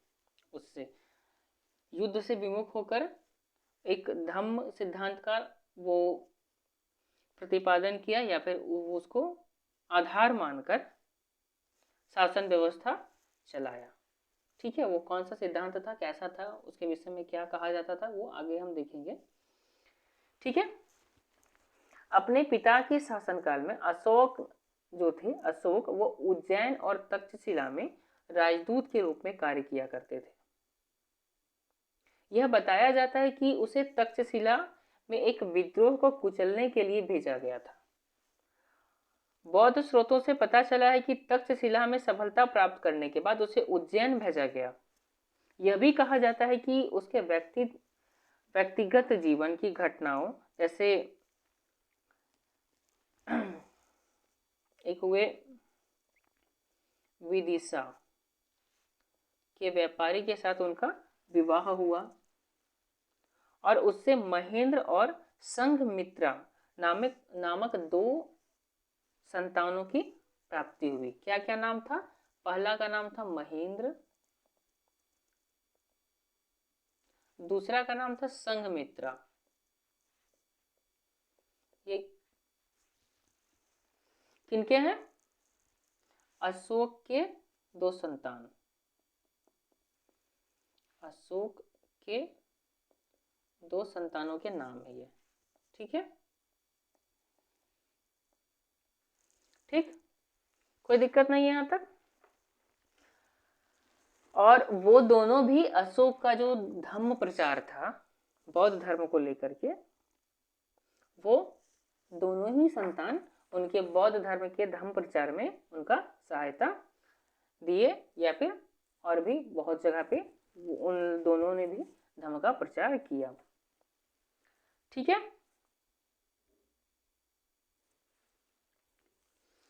यहाँ तक समझ में आ गया। उसके बाद देखते हैं कि अशोक के राज्यारोहण से संबंधित बहुत सारे कथाएं प्रचलित हैं, परंतु कुछ तथ्य मोटे तौर पर सहमति है कि अशोक युवराज नहीं था, इसलिए सिंहासन प्राप्त करने के लिए उसे अन्य राजकुमारों के साथ संघर्ष करना पड़ा था। बौद्ध स्रोतों में यह बताया गया कि बौद्ध धर्म अपनाने से पूर्व अशोक एक दुष्ट राजा था। ऐसा निश्चित रूप से कहा जाता है कि बढ़ा चढ़ाकर ये सब बात बताया गया है बौद्ध धर्म में। इसका उद्देश्य बौद्ध धर्म को, मतलब देखिए, साधारण बात में ये कि कोई भी धार्मिक किताब में, यानी कि बौद्ध धर्म को ऊंचा उठाने के लिए या फिर ऊंचा दिखाने के लिए अशोक को सबसे पहले दुष्ट राजा बना दिया और उसके बाद बौद्ध धर्म अपनाने के बाद वो अच्छा राजा बन गया, ऐसा उन्होंने कहा। यानी कि ये बौद्ध धर्म का प्रभाव है, ऐसे बौद्ध धर्म को के किताबों में लिखा गया है। ठीक है, लेकिन यह बात ध्यान रखनी चाहिए कि अशोक के प्रवर्तित जीवन में बौद्ध धर्म का महत्वपूर्ण भूमिका तो निभा रही थी, परंतु उसे कट्टर और दुराग्रही बताने वाले कथन को सही से जांच परख करना चाहिए इसके ऊपर। ठीक है, अशोक के व्यक्तित्व और विचारों का उल्लेख विस्तृत रूप से उसके कई अभिलेखों में हुआ है, जिससे उसकी सार्वजनिक और राजनीतिक भूमिका पर प्रकाश डाला गया है। उनसे यह भी पता चलता है कि कलिंग के युद्ध के बाद अशोक ने बौद्ध धर्म को अपनाया था। हालांकि अशोक के पूर्वज ने दक्कन और दक्षिण के प्रदेश में प्रवेश पा लिया था और शायद कुछ हिस्सों को जीत भी लिया था, परंतु जो आधुनिक उड़ीसा है, जिसको कलिंग कहते हैं, अभी तक वो उसके ऊपर विजय प्राप्त नहीं किया था। उसे मौर्य साम्राज्य के नियंत्रण के अधीन लाने का कार्य शेष बचा हुआ था। इसके इलाके का सामरिक महत्व था, क्योंकि स्थल और समुद्र दोनों से दक्षिण भारत को जाने वाले मार्ग पर कलिंग का नियंत्रण था। यानी कि स्थल मार्ग और समुद्र मार्ग,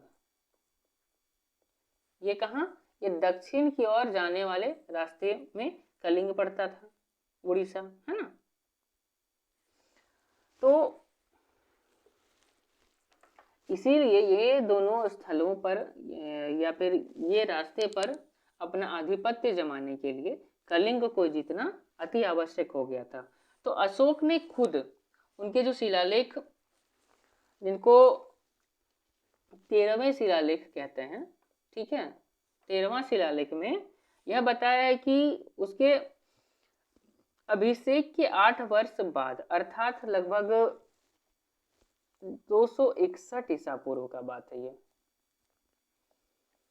ठीक है, के आसपास कलिंग के साथ उसका युद्ध हुआ और इस युद्ध में कलिंग वासियों को पूरी तरह से कुचल दिया गया और 1 लाख व्यक्ति मारे गए और कई गुना नष्ट हो गए,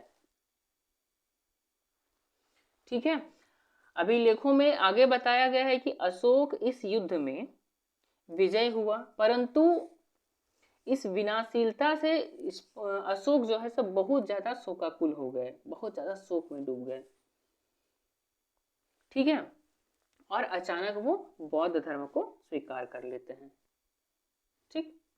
युद्ध विजय का स्थान धम्म विजय ले लिया, यानी कि युद्ध में जो विजय का स्थान था, यानी कि और भी युद्ध लड़के अपने क्षेत्र का विस्तार करने का जगह वो धम्म पे विजय करना शुरू कर दिए, ठीक है।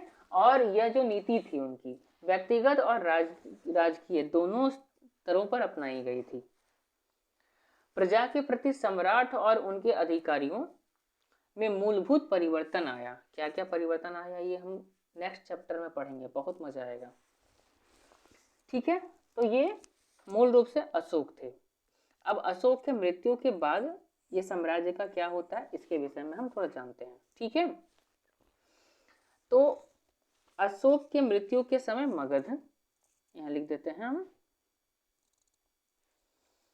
अशोक के मृत्यु के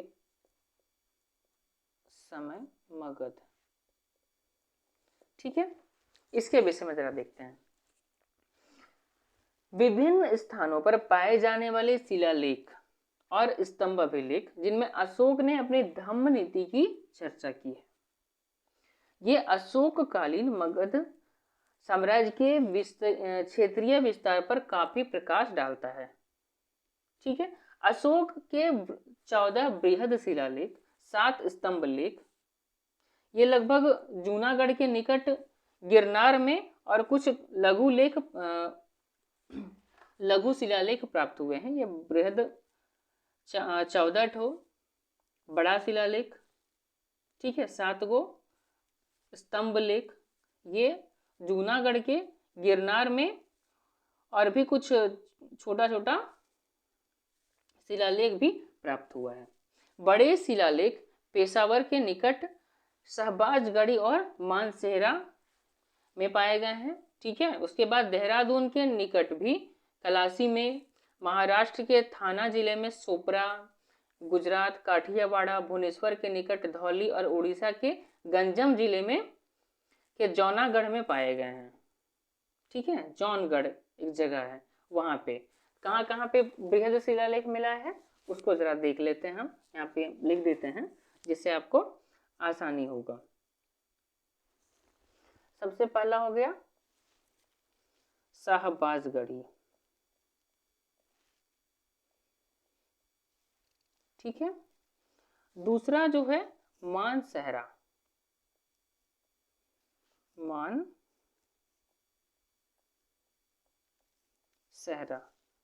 उसके बाद देहरादून, ठीक है। देहरादून के निकट एक जगह है जिसका नाम है कलासी या कलसी, जो कह सकते हैं, ठीक है, कलसी, वहां पे मिला है। फिर महाराष्ट्र में मिला है,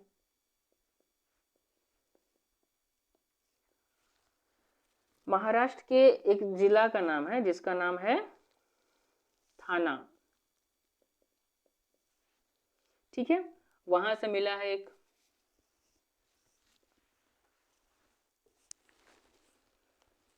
उसके बाद गुजरात,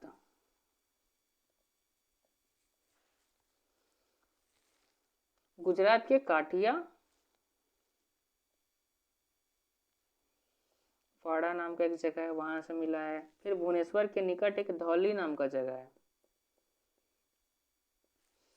वहां से मिला है। और उड़ीसा के गंजम जिले के जौनगढ़, या जौगढ़ जो कह सकते हैं, ठीक है, वहां से मिला है। ठीक है, कहाँ कहाँ से बड़ा शिलालेख मिला है हमको पता चल गया।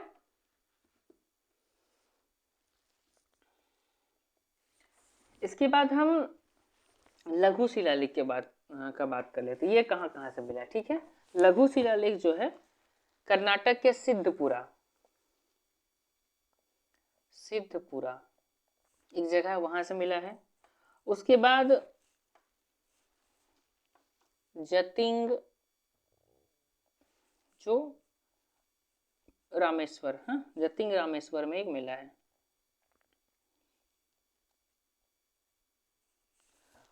उसके बाद ब्रह्मगिरी नाम का एक जगह है, वहां पे है, वहां से मिला है ये स्थान से।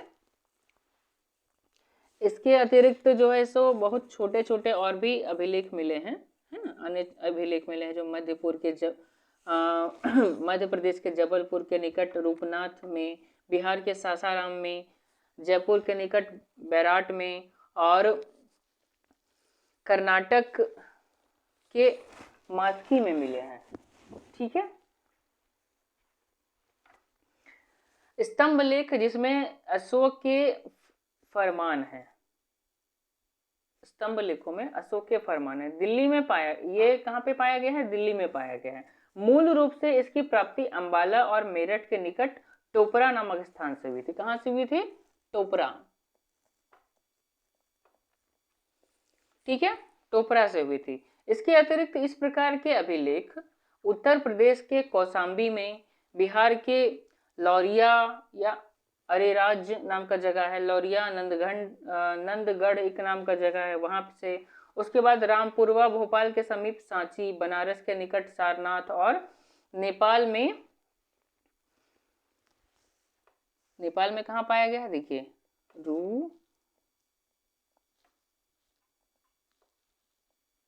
रुमिनदेई नाम का एक जगह है, वहां से। ठीक है, ये सब स्थान से मिला है। उसके बाद ब्रह्मगिरी, इन अभिलेखों के स्थान पर गौर करने से यह स्पष्ट हो जाता है कि प्रयासपूर्ण या प्रयासपूर्वक इन्हें महत्वपूर्ण समुद्र और स्थल व्यापारिक मार्ग पर स्थापित किया था।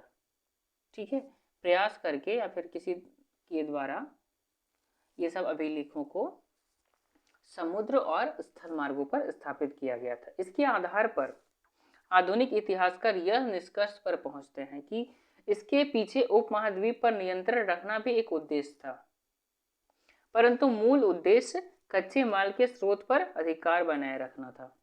ठीक है, ये लेख साम्राज्य की सीमा पर रहने वाले लोगों की चर्चा भी करते हैं। इससे ऊपर वर्णित राज्य की सीमा रेखा की पुष्टि होती है। दक्षिण में चोल,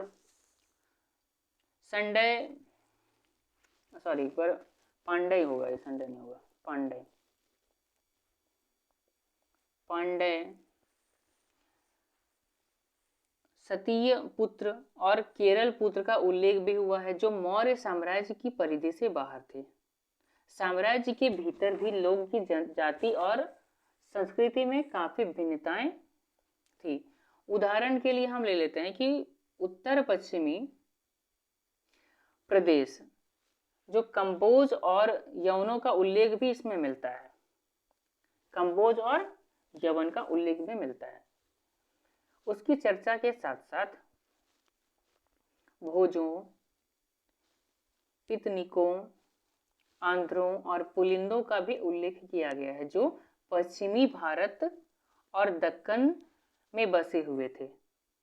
ठीक है, मानचित्र पर अशोक के लेख को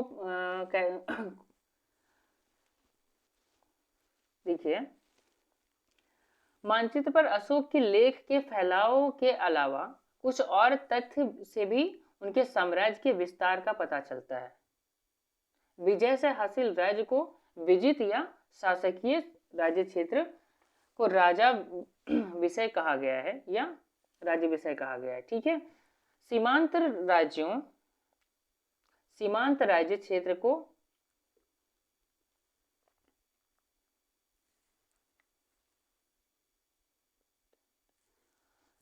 सीमांत राज्य क्षेत्र को प्रत्यंत की संज्ञा दी गई है। मगध साम्राज्य की सीमा से बाहर उत्तर पश्चिम में सेल्यूकस और एंटीओकस द्वितीय का राज्य था। ठीक है। दक्षिण में चोल, पांड्य, केरल पुत्र और सतीय पुत्र के राज्य का श्रीलंका भी साम्राज्य की सीमा से बाहर थे। ऐसा प्रतीत होता है कि पूर्व से उत्तर और दक्षिण बंगाल तक मौर्य का साम्राज्य का एक अंग था। ठीक है। पूरब में ऐसा प्रतीत होगा, पूरब में, फिर उत्तरी और दक्षिण में बंगाल तक मौर्य साम्राज्य का एक अंग था ये सब। इस प्रकार अशोक के राज्यकाल में मगध साम्राज्य का क्षेत्रीय विस्तार अपनी चरम सीमा पर था, परंतु इसके साथ ही साथ यह प्रयत्न भी चल रहा था कि साम्राज्य के अंदर होने वाले सभी युद्धों को समाप्त कर दिए जाएं, अहिंसा की नीति को राजनीति के रूप में अपनाया जाए, है ना। अपने आप में एक अनूठी घटना थी, क्योंकि भारत के राजनीतिक इतिहास में इसे दोहराया नहीं गया है। कौन सा घटना के विषय में बात कर रहा है यहाँ पे? अहिंसा की नीति को। ठीक है। विभिन्न इतिहासकारों ने बार बार अशोक को उदार तानाशाह के रूप में चित्रित किया है। यह धारणा धर्म के व्यवहारिक पक्ष में नजरअंदाज कर देती है। यह जो धारणा है, कौन सा धारणा? उदार तानाशाह का धारणा जो है, तो ये धर्म के व्यवहारिक पक्ष को नजरअंदाज करने का कार्य करती है। ठीक है। अशोक ने इसके माध्यम से एक विचार पद्धति का सहारा लेकर विशाल साम्राज्य पर नियंत्रण करने की कोशिश की, जिसके अभाव में शासन करना बहुत मुश्किल था। मौर्य के अभिलेख कुछ महत्वपूर्ण व्यापारिक मार्गों और साम्राज्य के सीमांत प्रदेशों से प्राप्त हुए हैं, परंतु यह सवाल अभी तक अपनी जगह पर खड़ा है कि वे क्षेत्र जहां अभिलेख पाए गए हैं, वे क्षेत्र जहां अभिलेख नहीं पाए गए हैं, क्या वो समान रूप से नियंत्रित थे या नहीं थे? ये अभी भी सवाल है। ठीक है। तो यहाँ तक उम्मीद है आप लोगों को समझ में आ गया होगा, है ना। कोई परेशानी होगा तो पूछिए, उसमें क्या है, बता दिया जाएगा फटाफट सब। तो कुछ रिमाइंडर है, ये सब देख लेते हैं हम, है ना, जो हम लोग पढ़े। इसमें से मगध के प्रारंभिक राजवंशों की स्थापना वसु के पुत्र जरासंध के पिता बृहदस्त ने की थी। कौन किए थे? बृहद्रथ। ठीक है, ये की थे। कौन थे ये? मगध के प्रारंभिक राजवंश की स्थापना वसु के पुत्र जरासंध के पिता बृहदत्त ने की थी। उसके बाद आता है कि बिंबिसार ने मगध में लगभग 545 ईसा पूर्व हर्यक वंश की स्थापना की और राजगृह को अपना राजधानी बनाया। ठीक है। जैन साहित्य में इसे श्रेणिक कहा गया। बिंबिसार ने अंग महाजनपद को साम्राज्य में मिला लिया था। महात्मा बुद्ध की सेवा में बिंबिसार ने राजवैद्य जीवक को भेजा था। किसको? जीवक को। महात्मा बुद्ध की सेवा में बिंबिसार ने राजवैद्य जीवक को भेजा था। अवंती के राजा चंड प्रद्योत जब पांडु रोग से ग्रसित थे, उस समय बिंबिसार ने जीवक को उसकी सेवा में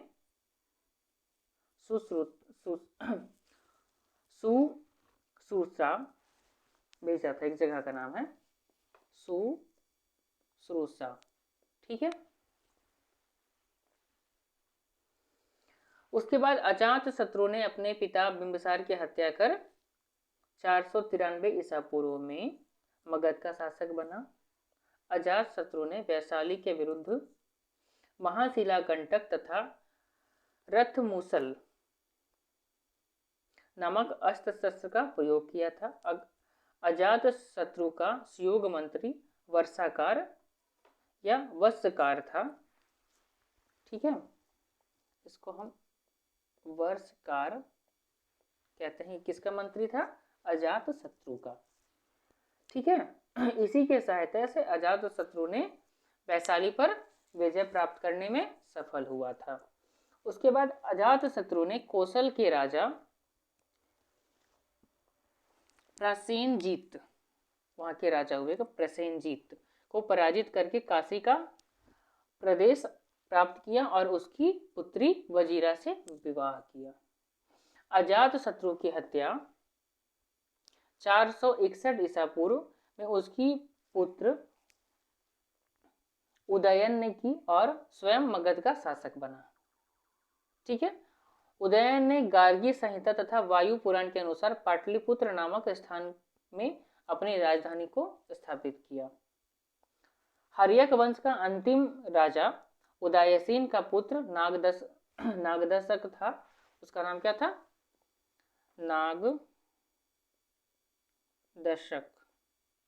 ठीक है, जिसकी हत्या 412 ईसा पूर्व उसके मंत्री शिशुनाग ने कर दी और नए राज्य शिशुनाग वंश की स्थापना की।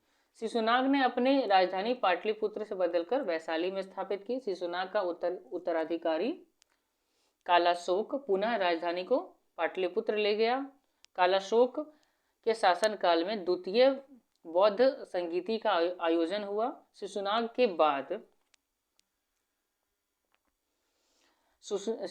के बाद काला से सिंहासन पर बैठा नंद वंश का संस्थापक महापद्म नंद था।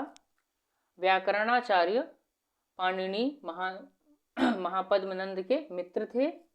ठीक है, नंद वंश का अंतिम शासक धनानंद था। यह सिकंदर का समकालीन था। यह सब रिमाइंडर था, याद कर लीजिएगा। चलिए आज के लिए इतना ही काफी है। धन्यवाद।